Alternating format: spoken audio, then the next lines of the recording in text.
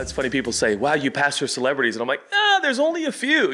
Most of the people that I get to kind of encourage and do life with are not known at all. But yeah, Justin is literally like family to me. We would talk almost every day, talk and pray. And I've said it before, but I feel like I've learned more from him than maybe he's even learned from me. I feel like he's lived the life in terms of experience and exposure of like 50 humans.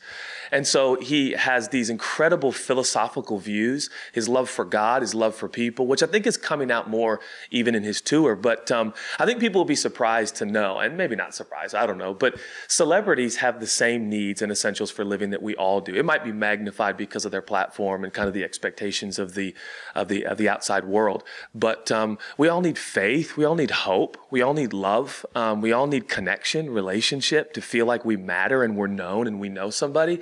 And so we talk about a lot of the stuff that we'd be talking about right here, and you would talk with your friends. A lot of relationships. I facilitated community. I'm a local church pastor. And so for me, kind of life is everyday life is kind of checking in on friends and relationships and community. And hey, how are you? How's your week? How's your day? That sort of thing. And I realized that I was asking like, how are you? How you doing? And the answers were kind of the prepared, culturally acceptable answers, like cool, great, okay, not so great. And realized that relationally wasn't probably gaining the traction or progression or progress that maybe I wanted to. So I started mixing it up and texting friends and asking like just how's your soul, like on the inside. And of course the responses were kind of shocking, surprising, challenging. All of a sudden I get this long text and I'm like, well, I don't know if I had all this time, but how are we doing on the inside? And of course, it's difficult to define the soul, but we go to kind of the ancient Hebrew scriptures, and terms like heart and spirit and mind and soul seem to be synonymous. And ancient King David said, all that is within me. And so I like to define the soul like all that's within you. Is all that is within you okay? And of course, in the times and seasons in which we're living in our country, it can be a challenging time to be okay on the inside.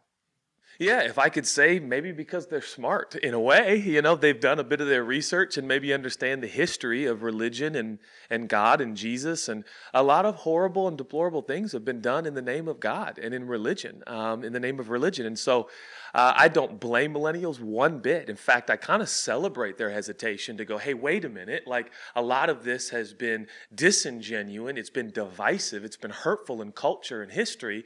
So wait a second. When you say God, when you say Jesus, or you say Bible, what do you mean? Because I have some hesitation. And I encourage that. I welcome that. And I think millennials generally are looking for what's genuine, authentic, and real, which I celebrate and trumpet. And I just like to stand with them and say, yes, that is what we need more of in our country and frankly in countries all over the world. Yeah, the scripture teaches us, the ancient scripture, that we all want to live well. We talk about living well. I want to be a effective person, have a person of purpose, or do something that's meaningful. But in scripture, to live well simply means to love well.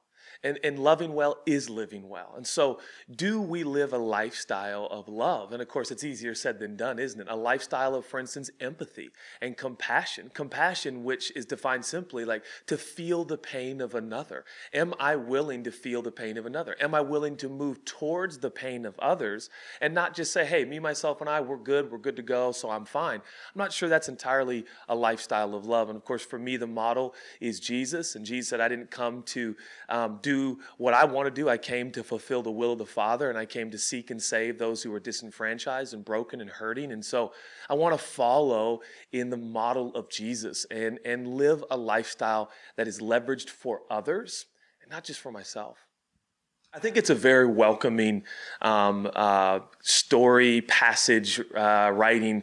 If you don't believe like I believe, it's pretty obvious by now in the interview, I certainly believe that Jesus is God, but you don't have to believe that, first of all. And I kind of oppose those concepts that we are forcing our beliefs on others. I don't think that's very human at all. I don't think that's loving.